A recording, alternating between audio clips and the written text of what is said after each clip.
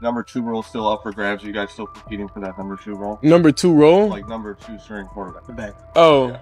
honestly, bro, I really don't look into that. I don't care. Whenever it's time for me to get out there and play, I'm going to play. Adversity, things is going to knock you down sometimes, but the main thing about it is you just got to push through it. There's a lot of people in this world that's going through stuff, but, you know, I'm playing for a lot more than just me. Yes.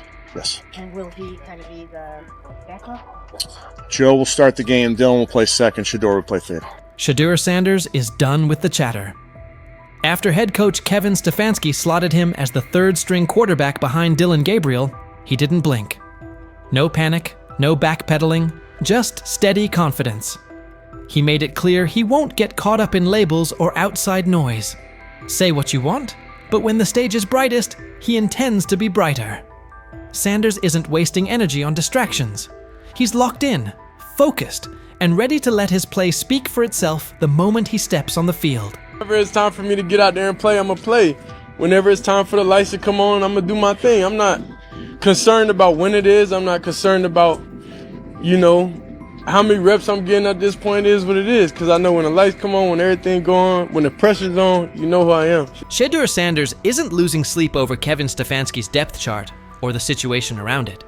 He's certain that when his number is called, the film will force a second look at every assumption. Practice rotations and outside noise aren't his focus. He trusts his preparation and what he brings to the position. The equation is simple. When the pressure is real and the lights are hot, he'll answer it and quiet the doubts. He's not chasing validation anywhere else. The field is where he'll do his talking. This isn't just a solo climb for him either. He views his supporters as part of the mission, not spectators on the sideline. He's navigated stretches like this before and found a way through, and that same mindset drives him now. Every window that opens, he plans to seize. The message doesn't change. The work never stopped, the standard hasn't moved, and he's ready to prove it again the moment opportunity meets preparation. The main thing about it is you just got to push through it.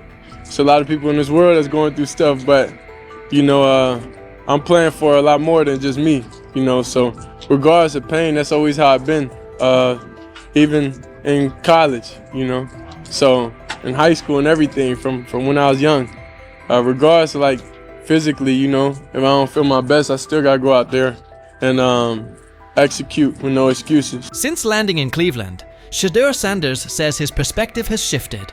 Simply lacing up for practice each day feels like a gift he used to imagine, not live. He's embracing patience, fully prepared to wait his turn, and when that window opens, he intends to sprint through it. Until then, the plan is simple. Stack work, refine the details, and be over-prepared when the call comes. To critics, he doesn't frame this chapter as a setback at all. It's the runway. This is time to tighten footwork, sharpen reads, and stay mentally locked in for what's next. He's clear that when the moment arrives, he'll put the whole toolkit on display and let the tape answer the questions. The focus hasn't wavered, the workload hasn't eased, and the standard hasn't moved. When opportunity meets preparation, he intends to show exactly who he is and what he can do. I would say I learn life in a different perspective, you know, and that's why I come here. I'm happy. I always got good energy because, you know, I'm blessed to come out here. And he's backing it up. In his latest practice, Shedeur Sanders showed exactly what cooking looks like. He came out a touch sluggish while shaking off the last of the injury effects, then locked into rhythm. By the end, one throw stole the entire session, an eye-catching rip that reminded everyone he's trending back to full form. That single play said more than a soundbite ever could. It wasn't just 6 points. It was a snapshot of poise, placement, and field vision. The way he worked through the look, trusted his mechanics, and delivered on time matched the confidence he's been voicing. It was the kind of ball that makes coaches pause, teammates lean in, and critics pump the brakes. Sanders addressed Dylan Gabriel's recent comments with calm and maturity. Even after Gabriel clarified they weren't aimed directly at him, Shedeur said he didn't spend a second dwelling on it. He believes God gives him the steadiness to stay grounded and avoid reacting to every headline. The noise is irrelevant. his focus stays the same. Whatever's said, so be it. Still, his posture told you he understood the subtext. He carried himself like someone who knew the message had him in mind, and he turned it into quiet fuel. The composure wasn't about pretending nothing happened. It was about showing he's bigger than the back and forth. He knows the real answer won't come from a podium. It'll come when he steps between the lines and lets the tape speak. Honestly, I don't even think about nothing. I don't think about anything. If it's not words or anything, at this point, it can't do anything to me. I know, the God put the ability and the power within me to not even think about nobody else's comments, not care. It is what it is. I spoke with him. He said, nah, bro, that wasn't. He said, that wasn't. He told me on the plane. He came up. He was like, nah, bro, that wasn't at you. I see how they trying to spin. I'm like, oh, all right. I'm not tripping, regardless of whatever it was. He's right to ignore most of it. Not every take deserves oxygen. There will always be bandwagon critics who pile on when things look rough and pivot the second momentum flips. The same voices throwing shots now will rush to celebrate him once he delivers. And you can bet Colin Cowherd will be near the front of that line. He's been all in on the skepticism around Shedeur Sanders lately, using every opening to question him. Cowherd praised Kevin Stefanski for elevating Dylan Gabriel to quarterback 2 and sliding Shedeur to 3rd, calling it the smart, low-risk move and proof of Stefanski's top-tier instincts.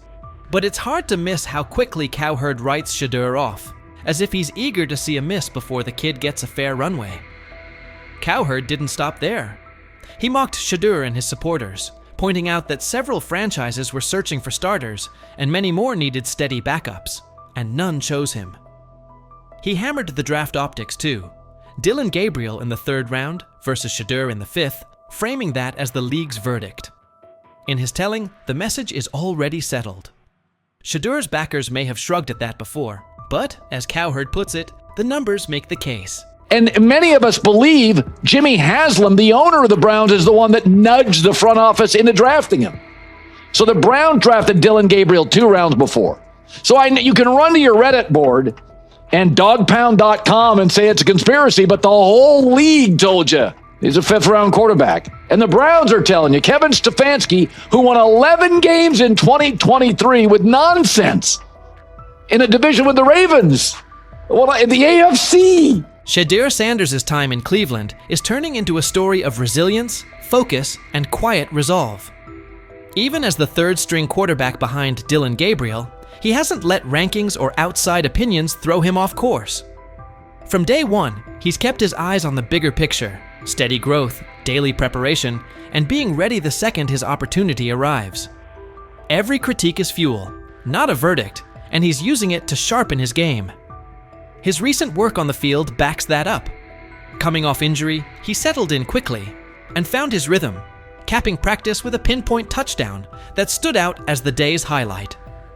The timing, placement, and poise on that throw reflected the same confidence he's been preaching, reading the look, trusting his mechanics, and executing cleanly. It's the kind of rep that gets a coach's attention, earns teammates' trust, and makes skeptics pause. Sanders' maturity shows in how he handles chatter from teammates, rivals, and the media.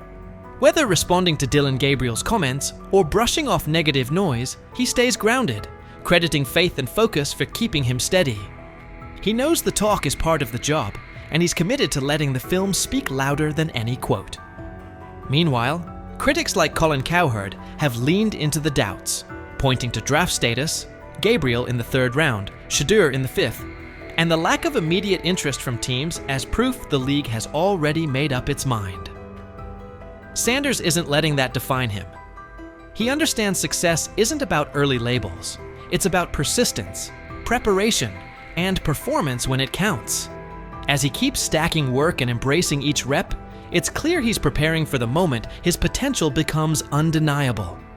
The road may be tough, but his discipline and mindset suggest he's more than capable of rising above doubt and making his mark in the NFL. What's your read on Shedeur Sanders' approach so far? Do you think his patience and focus will pay off once he gets real snaps? And how much do takes like Colin Cowherd's actually impact a young quarterback? Do they hinder, or do they add fuel? Out there. I talked to Denzel Ward. You know, Yep. I talked to some, but I didn't say the name. But anyway, I done talked to some people. He looked different. There's a difference when that young bull is out there spinning that ball. You hear me? Mm-hmm. Difference. I'm talking about football. I ain't talking about no media and all that hoopla and all them, on Twitter, they putting up the numbers. Some he with 10 for 12 for 2 touchdowns. I'm talking about when he's at the helm, he looks different. Whether he's going with the first team, second team, or third team. It don't matter. From being buried on the depth chart as a fourth stringer to suddenly becoming a standout on the second team, Shedeur Sanders just pulled off the most impressive quarterback comeback since Tom Brady made the world believe he wasn't finished at 40. What is it going to take for you to just buy in to Shedeur Sanders when players all around him are telling you how different he looks, how good he looks, how he just has that aura to him? Because it seems like all the players that are around Shedeur Sanders have nothing but great things to say about him and love him. Because again, he clearly just looks different than the rest of the competition that we've seen. And like I said, the last time I've seen guys go for or say things about a certain player like that, it was Baker Mayfield. So could 12 be that guy? How long until we see 12? Because I feel like it's just a matter of... The same haters who were cheering when he got dropped to fourth string are now scrambling for excuses faster than a glitchy Wi-Fi during the Super Bowl. Get ready, because this isn't just a step up on the depth chart. It's a serious reality check that's got the critics choking on their own words with a big helping of humble pie. Being said, I see some balls coming out of Shedeur Sanders at that game, and I'm like, kind of looks like a guy. Yeah, I'm reading. He can sling it. I see him, some of the veterans, how they talk to him, mic'd up, see what he's doing in the community. Yep. You talking about Njoku there? Njoku, Mike Knapp. Yeah, once you see, different little interactions and things like that, I know he has the talent. We'll see. It'll be a competition that usually brings the best out of guys, especially young guys. So I'm interested to see how that quarterback situation. I've heard he's been outstanding. The Cleveland Browns training camp just turned into the most talked about event in town. All thanks to Shedeur Sanders, who took his spot as fourth string and used it as motivation for one of the most impressive rises the NFL has seen in years. While everyone was busy counting him out and calling his career dead, Sanders was quietly putting together a performance so good that coaches are saying they haven't witnessed anything like it in the last 15 years. Drafted in the 5th round, all that means nothing when it's time to play football and that whistle blows. He looks different than the rest of the competition. That's what I heard. And I'm talking from a, not Brother Ward, I'm just talking about from sources that's in that room, that's on that field, that's playing the sport. Man, come on, man. Yep, coaches with decades of experience are honestly scratching their heads, trying to figure out how someone goes from being a practice squad afterthought to seriously competing for a starting spot in just a few weeks. Thing is, they never planned on taking him. The problem is, like Ocho Cinco said, you got somebody that has endeared himself to the locker room. And guess what? The difference between him and Tim Tebow, the biggest one, is he can play. He can throw the ball. Tim Tebow running around being an H-back, he can throw the ball. And he's done everything he needs to do. He ain't saying nothing. He ain't rocking the boat. He ain't mad about the reps. He ain't mad about none of that. All the people out there want to see is this, like Tyler said earlier. We want to see what he can do with Jerry Jeudy. That's it. I want to see what he can do with David Njoku. I want to see him with Junkins. I want to see him with the first running backs. If you are cooking, if you are beating down the doors with the 3s and 4s, guess what? You deserve more. That was a bar. It rhymed. It was. Remember when Mary Kay Cabot dropped that bombshell report saying Shedeur Sanders was the 4th string quarterback? The internet blew up faster than a Michael Bay explosion. Critics came out of nowhere, like ants at a picnic, rushing to call his NFL dreams dead on arrival. They claimed he was only shining against guys who'd either end up on practice squads or be out of the league by September.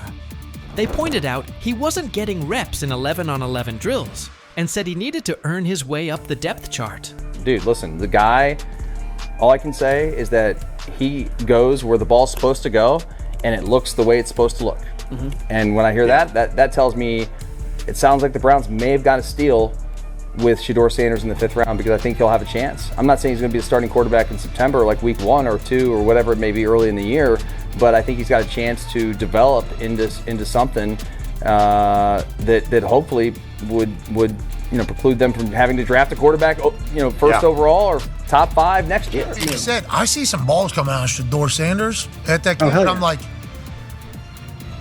Kind of looks like a guy. Yeah, I'm ready. He can sling it. Ready to take. I see him, some of the veterans, how they talk to him, mic'd up, see what he's doing in the community. You talking about Njoku there? Njoku, mic'd up. Yeah, once you see, different little interactions and things like that, I know he has the talent. We'll see. It'll be a competition that usually brings the best out of guys, especially young guys. So I'm interested to see how that quarterback situation. I've heard he's been outstanding. Funny how the tables have turned. Those same critics are now watching Sanders climb the depth chart like he's scaling Mount Everest with rocket boosters. The guy they wrote off is now the one they can't stop paying attention to. Every completion sends a message. Every perfect throw is a reminder that real talent doesn't stay hidden forever. And with every practice, he's showing that maybe, just maybe, the Browns stumbled upon their hidden gem. One thing for the fans to sit here and hype up Shedeur Sanders because we all know how we get about certain players that we like. But it's another thing when you hear it from players who are actually on the field, who are actually in the locker room, who are actually next to this guy every single day. Because I'm sure we've all seen the quote by now by Chad Johnson when they were on the nightcap, and he talked to some young bulls. He talked to Denzel Ward. He didn't want to give away his name, but he already did it. And he said that Denzel Ward says he looks different from the rest of the competition. We've already been seeing. When word got out that Shedeur Sanders officially moved up to second-team reps, passing Dillon Gabriel along the way, the shockwaves hit from Cleveland all the way to Canton. This wasn't just some small roster tweak, this was huge. One day he's throwing passes to practice squad guys, and the next he's running with the second team, putting real pressure on the starting quarterback spot. The promotion came after Sanders completely dominated minicamp, showing toughness, leadership, and total control on the field. His passes were right on target, hitting receivers in stride. His decision-making was sharp as a blade, and his grasp of the playbook had coaches nodding like proud parents at a school play. But this wasn't beginner's luck. It was steady, calculated execution that the coaching staff just couldn't ignore. And I don't know, there was never no one thought he was this malcontent or like a bag. It wasn't. That was the word, That was kind of what was being said. That was kind of what was being said. No. The pre-draft process was so unorthodox that he didn't go through it all like everyone else did. And I think there's a lot that we can look back on this thing, especially if he becomes a star in this league and say, you could point fingers in a million ways. Not having a pure agent, not having the workouts that everyone else did, going to these teams, not necessarily being as willing to throw the ball when asked at these the All-Star games, like that kind of stuff I think might have stung him, it might have turned teams off, but I know. When Stephen A. Smith starts singing your praises, that's when you know you've officially arrived. The ESPN personality, famous for his fiery takes and no-nonsense analysis, didn't just mention Sanders. He gave him the full Stephen A. treatment. He praised Sanders not only for his top-tier football skills, but also for the intangibles that separate the good from the great. This kid's mindset puts him ahead of the pack, Stephen said, with the confidence of someone who's seen enough football to spot greatness from a mile away. He pointed out Sanders' composure, mental toughness, and relentless drive to compete at the highest level. When Stephen A. says, "It's not just about throws and stats anymore," you better believe the whole football world is paying attention. This stuff wasn't made up. I covered the draft for ESPN. I'm sitting on the desk. It's Shefty, it's Mel, it's me, it's Lewis. I heard some of the same things that Deion Sanders is talking about. And S.A. and Kenton, you know this, we all have relationships. We all have people who tell us information, they help us prepare to do our job. I heard some of the same things. Some of these things weren't necessarily made up, at least I don't think, from the people that I trust who told me these things. And so plan to have who will be the first quarterback game? Shedeur. Yeah. Is Dillon Gabriel going to be like second quarter? He's out there because Flacco just needs a minute in the blue tent. Yeah, that feels likely. And if it's Shedeur Sanders and he starts balling, then what? Everything changes in a bat of an eye. Yeah. He's going in there, he's working hard, he's trying to improve every day. He's saying all the right things, trying to elevate his level of play. And remember, up until this past weekend, we did think there was a legitimate argument that he should have been higher on the depth chart than Dillon Gabriel because he performed better against Carolina than Dillon Gabriel had performed in the preseason game against the Eagles. It's just that obviously he nosedived over this last weekend, so the tenor of the conversation changed.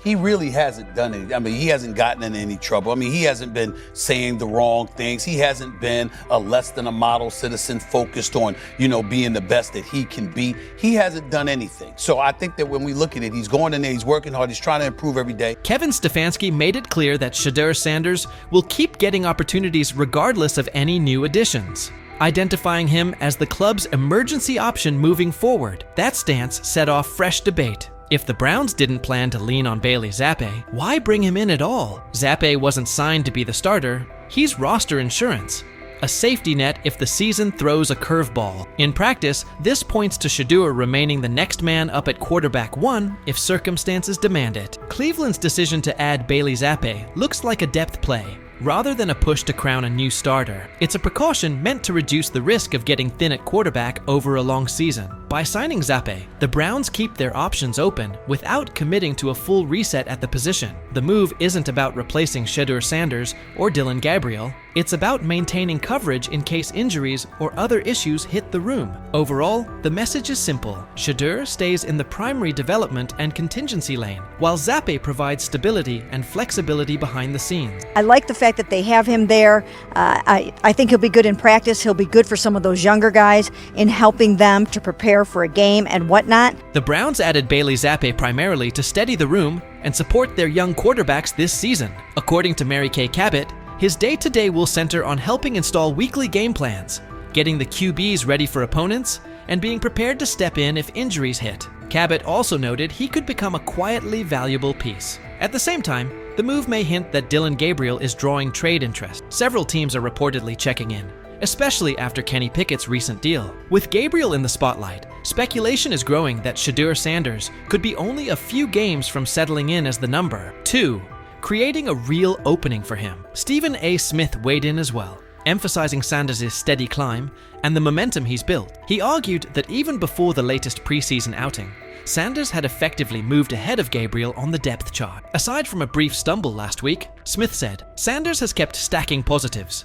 communicating cleanly with teammates, and staying locked on development. In his view, the Browns recognize Sanders' upside and are banking on continued growth as he evolves into a more impactful presence in the near future. He really hasn't done it. I mean, he hasn't gotten in any trouble. I mean, he hasn't been saying the wrong things. He hasn't been a less than a model citizen focused on, being the best that he can be. He hasn't done anything. So I think that when we look at it, he's going in there, he's working hard, he's trying to improve every day. Stephen A. Smith underscored Shedeur Sanders' steady rise, emphasizing the real momentum behind his development. He said that even before the most recent preseason game, it was apparent Sanders had edged ahead of Dillon Gabriel on the depth chart. Smith added that, aside from a brief setback last week, Sanders has remained unbeaten, strengthened his communication with teammates, and is fully locked in on refining his craft. In Smith's view, the Browns clearly recognize Sanders' immense upside and are counting on him to keep growing into a more impactful, commanding presence as time goes on,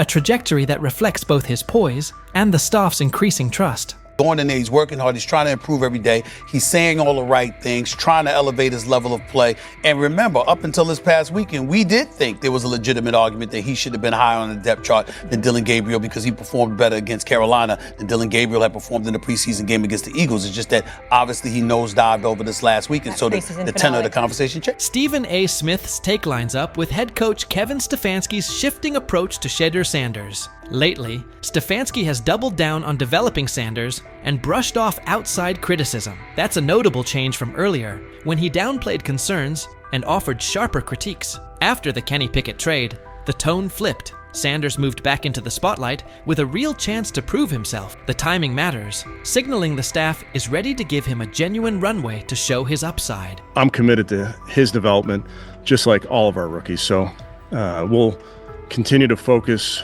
on getting our guys better. And that's what we'll stay committed to, and that's what's important to me. Several analysts have weighed in on Shedeur Sanders' push for the QB2 job, and many point to Dillon Gabriel's size as a potential long-term hurdle to holding that role. Mike Tannenbaum praised Gabriel's calm, efficient preseason, and acknowledged his skill, but he also flagged height as a meaningful disadvantage at the NFL level, one that could make a trade scenario more realistic. Talent and mechanics matter, he noted, yet measurable limitations can be hard to mask over a full season, which might jeopardize Gabriel's grip on the backup spot and prompt teams to explore moves. Nick Wright echoed a similar theme. He credited Gabriel's ability and upside, but didn't sidestep the obvious constraint: size. Wright argued that while Gabriel can sharpen decision-making and accuracy, he can't change his frame, and that physical profile may complicate his path to becoming a steady NFL starter. By contrast, when stacked against Shedeur Sanders, who brings broader physical tools and a higher developmental ceiling, the gap becomes clearer. That comparison highlights the specific challenges Gabriel must overcome, and why momentum may be tilting toward Sanders for the QB2 role. Gabriel, who through no fault of his own commits one of my cardinal sins of quarterbacking, which is he's tiny. And so, he's tiny. Mike Florio, senior NFL analyst, weighed in on the Browns' internal debate and suggested the team is seriously considering moving Dillon Gabriel. He cautioned that dealing Gabriel could thin out the quarterback competition, but he also framed it as a strong opening for Shedeur Sanders to step forward. With added reps and visibility, Sanders could make a real impression and lock himself in as a valuable QB2 option for a team that needs stability behind its starter. Florio also noted that after Kenny Pickett's departure, Cleveland may be even more inclined to explore a Gabriel trade. By contrast, Sanders is essentially off-limits in his view because of his massive fan base and the public blowback a trade would trigger. With the conversation getting louder, Florio believes moving Sanders would do more harm than good for the organization's relationship with its supporters. That's why Gabriel stands out as the more likely trade candidate as the Browns try to manage depth, keep momentum, and stay aligned with their fan. This is one of the natural and foreseeable byproducts of drafting him. He comes to town with a built-in fan base. The mouth breathers, as you call them, are in tow. Not that I called them that, but you called them that. Yeah, they're there. Rich Eisen weighed in on Cleveland's situation, saying that if Dillon Gabriel is moved and Shedeur Sanders slides into the QB2 role, it's likely only a matter of time before he's starting later in the year. Eisen argued that the promotion would give Sanders the runway to cement himself, and he's confident Sanders is on track to become QB1 at some point this season. The momentum is clearly tilting towards Sanders, positioning him to take over when the opportunity presents itself. Big picture, Kevin Stefanski's message that Shedeur Sanders is the next man up if anything happens to Joe Flacco is just one part of a broader shift. Factor in Sanders' steady growth, the coaching staff's evolving view, and the ongoing chatter about Gabriel's future, and it's clear Sanders isn't being framed as a mere emergency option. He's a real contender for QB1. If Gabriel is dealt, that could be the final push that quiets the doubts and locks in Sanders as the Browns' future at the position, signaling a fresh chapter for the team. What's your read on Cleveland leaning toward Shedeur Sanders as a potential QB1? Would a Dillon Gabriel trade seal it? Or do you see a path where Gabriel still takes on a bigger role? How do you expect the battle among Sanders, Gabriel, and Joe Flacco to unfold? And what does it mean for the Browns going forward? Share your take. I'm curious where you land.